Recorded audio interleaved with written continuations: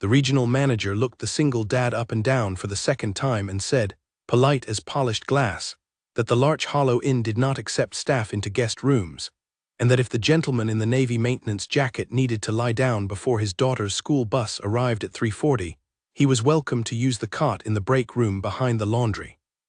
It was 11:30 in the morning on a Thursday in late September. The single dad had been on the overnight cleaning rotation at the inn for 6 years. He had clocked out at 5 a.m. and driven 30 miles south to the regional hospital to sit with his sister-in-law through a chemotherapy infusion that had run until 10. He had come back to the inn because he had 80 minutes between then and the school bus, and because the inn had, by a quiet provision in its founding documents that the new regional manager had not yet read, a permanent 2-room suite on the 3rd floor reserved for the family of the man who had built the place. The single dad's name was Caleb Tremaine. He was 47. His name was on the deed. The narration steps closer now. It rides Marielle Court. Marielle Court was the regional manager. She was 34. She had been promoted out of a downtown Chicago Marriott into the regional director seat at Larch Hollow Hospitality 4 months earlier, and she had been driven up to the inn that morning by the corporate driver because today was the day she was going to walk the property and identify, in a 1-page memo to the chairman that would be delivered by Friday, operational inefficiencies in the legacy hires. She had a clipboard. She had a black blazer. She had the slightly tight smile of a young woman who has been told, the night before, that her promotion depends on the memo. She had not, in her 3 weeks at the regional office, gone through the property's founding documents. She did not know the property had founding documents. She had walked the lobby at 11:20, and she had seen a maintenance man in a navy jacket standing at the front desk, asking the morning clerk, polite, for a key to the founder's suite on the 3rd floor. She had stepped in. She had said into the polished mahogany of the front desk, "Sir, the Larch Hollow Inn does not accommodate staff in guest rooms.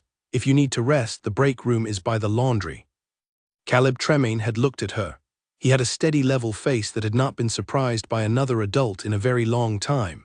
He had a folded paper napkin in the breast pocket of his jacket with a small heart in red crayon at the corner that his daughter Iris, 8, had drawn for him at the kitchen table the night before. He had a black canvas duffel slung over his shoulder with a clean change of clothes and a shaving kit, and the small leather notebook he had carried for 18 years. He had said polite, "Ma'am, I am Caleb Tremaine, I am the founder, the suite is mine." She had said polite, "Sir, I am sorry, I do not have your name on the staff roster as anything other than overnight cleaning. The founder is a Mr. C. Tremaine on the corporate deed, but that is a separate person. The deed is a real estate matter. We do not give guest rooms to maintenance staff. If there is a misunderstanding, please take it up with corporate." The morning clerk, a woman named Della Ortiz who had worked the front desk at the inn for 11 years, did not look up from her computer screen. She did not say anything. She did not need to. She had known Caleb Tremaine since the day he had hired her at the founding open house in 2007. She knew, the way a front desk clerk knows, what was about to happen. Caleb Tremaine said level, "Ma'am, I would prefer not to make this a corporate matter. I am tired. May I please use my suite for an hour?" Marielle Court said, "Sir, no." She did not say it unkindly. She simply did not know. Caleb Tremaine nodded once. He set the duffel down beside the desk. He thanked her polite for her time. He walked across the lobby and sat down in one of the wingback chairs by the unlit fireplace and took the small leather notebook out of his duffel and opened it in his lap and did not look at the front desk again. The narration sees what Marielle Court sees. She sees a man in maintenance coveralls sitting in a guest chair. She does not see the chair. She walks past him on her way to the back office without slowing down. The witness narration steps to Della Ortiz, behind the desk, for a moment. Della Ortiz was 52. She had been front desk at the Larch Hollow Inn since the day the doors opened. She had watched Caleb Tremaine carry the original building permit into the town clerk's office on a Thursday morning in March of 2007, with his late wife Marjorie on his arm and their then 6-month-old daughter strapped to his chest. She had watched Caleb sell his founding stake in a software firm in Boston 2 months later to fund the build of a small 28-room boutique inn in the Berkshires that his wife Marjorie had been writing notes about. In her notebook since 2003, when she had been a graduate student in hospitality, and he had been a young programmer, and they had been on their honeymoon in this very town. Marjorie had died of complications during Iris's birth in October of 2017. Caleb had stepped down as the day-to-day owner in 2019, sold the operating company to a regional hospitality group with a 40% retained interest and 4 locked covenants in the deed, and had quietly taken the overnight cleaning shift at his own inn so that he could be home by 4:30 in the afternoon every day for his daughter, who had been 3 years old at the time. Della had watched him push the laundry cart for 6 years. She had never said a word. She picked up the desk phone now. She dialed 3 digits. The narration sees what happens. Chairman of the regional hospitality group, a man named Otis Henham, who had been Caleb Tremin's college roommate at Lehigh in 1998, and who had bought the operating company from him in 2019 specifically because Caleb had asked him, on a Sunday afternoon at the Tremin kitchen table, to please buy it and let him keep the cleaning shift, was in his car on the way to the inn for a quarterly review when Della Ortiz's call came through the dashboard. He had been 12 miles out. He pulled over on the shoulder of Route 7 to take it. He listened for 90 seconds without interrupting. He thanked her. He told her not to do anything for the next 20 minutes. He pulled back onto Route 7. He arrived at the inn at 11:57. The narration steps to Marielle Court at her clipboard. Marielle Court was in the back office at 11:53 writing the second paragraph of her memo when the chairman of the regional hospitality group walked into the back office without knocking. He was 62. He was wearing a charcoal suit and a navy tie. He had a small folded copy of the inn's founding deed in his left hand. He said, "Polite, Ms. Court, I am sorry to interrupt. May I ask you to please come out to the lobby with me?" She said, "Mr. Henham, of course, I was not expecting you until 2. He said, "I changed my schedule, may we go?" They went. The narration sees the lobby. Caleb Tremin was still in the wingback chair by the unlit fireplace. He had not moved. He had the small leather notebook open on his knee. He was sketching something in pencil, a corner of the carved cedar mantelpiece, which his late wife Marjorie had picked out at a sawmill in Stockbridge in February of 2007, and which Caleb had himself, with the carpenter, installed one weekend in April of that year. He had been sketching the mantel for 18 years. The notebook was almost full. Otis Henham walked across the lobby with Marielle Court at his side. He stopped 6 feet from Caleb's wingback chair. He said, "Caleb." Caleb looked up. He closed the notebook. He said, "Otis, hello." Otis said, "Polite, I am sorry, Caleb, I was 12 miles out. I came as soon as Della called." Caleb said, "It's all right, Otis. I was about to walk to the school bus. There's no harm done." Otis said, "There is harm done. May I introduce you, please?" He turned to Marielle Court.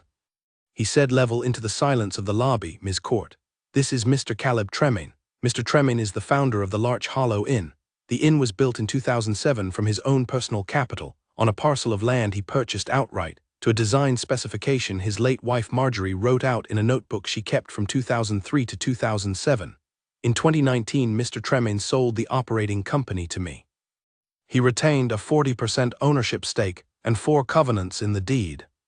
Covenant 4, which is on page 9 of the founding documents that should be in the back office cabinet behind your chair, Ms. Court, reserves in perpetuity the 2-room founder's suite on the 3rd floor of this property for Mr. Tremin and his immediate family.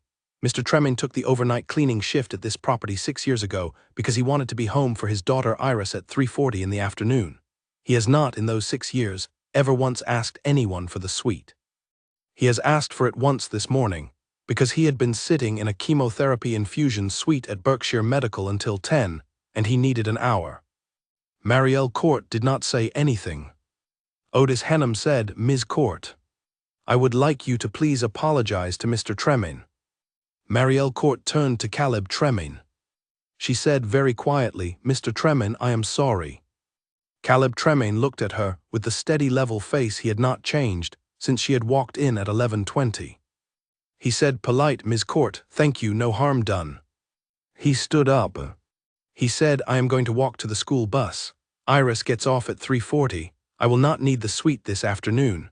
Della, would you please hold the key for me until tomorrow morning?" Della Ortiz at the front desk said, "Yes, Mr. Tremin." Otis Henham said, "Caleb, may I drive you?" Caleb said, "I would rather walk, Otis, thank you." He picked up his duffel. He walked out the front door of the Larch Hollow Inn at 11:59 in the morning into the late September Berkshire sunlight, and he walked the 2.5 miles to the school bus stop at the corner of Larch Hollow Road and County Route 7, and he sat on the low stone wall at the corner, and he opened the small leather notebook on his knee, and he kept sketching the mantel. The narration sees what happens to Marielle Court. Otis Henham did not fire Marielle Court in the lobby.